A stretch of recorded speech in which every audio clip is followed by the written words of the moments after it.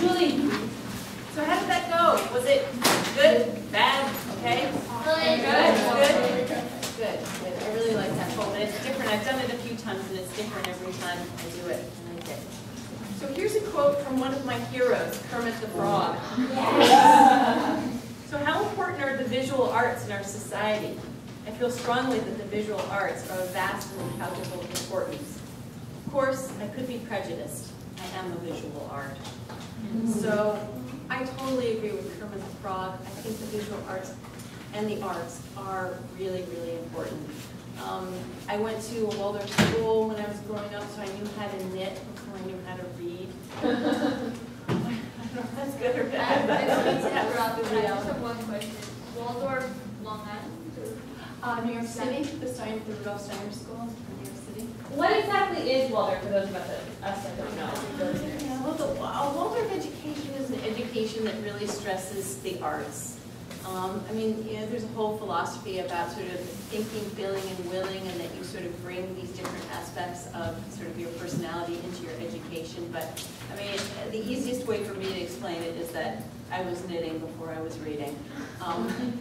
And knitting socks in 3rd grade, not just like little scarves. So, I mean, you know, we were fully prepared to go to college by the time it was time to go to college, but they just sort of have a big emphasis on the arts. And my parents, you know, they had their regular jobs, but we also did stained glass and pottery and, you know, made dresses and all kinds of stuff at home and on the weekends. So, you know, I loved the arts and I was sort of immersed in the arts from the beginning.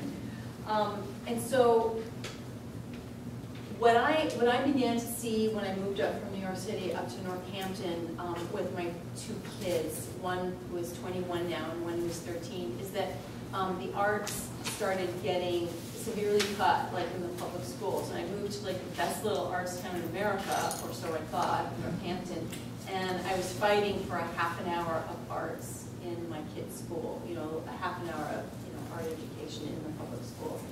So I started thinking about that and looking at the impact it was having on the kids and feeling like a lot of kids were really unhappy. You know, that there was all this emphasis on standardized testing and MCAS, and arts was being pushed out and phys ed was being pushed out.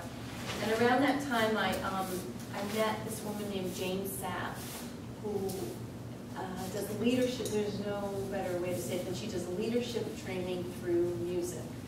And she told me that, and I was like, well, it's leadership training through music. And she said, well, come down to Springfield and you will see. So rather than try to explain what that is, I'm going to show a little piece of a film called Someone Sang For Me, which is, Jane was probably the person that, you know, I love the most out of all the people that I got to spend time with and interview and make a film about. And when this film was over, and this film took 5 years from beginning to end because it was really hard to fund.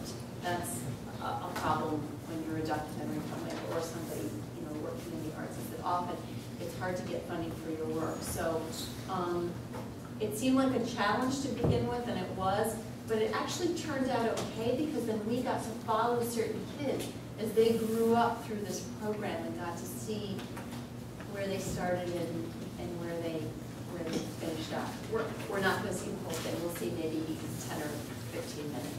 But this is Someone Sang For Me, and it's about Jane Sapp and her 2 programs in Springfield, Massachusetts.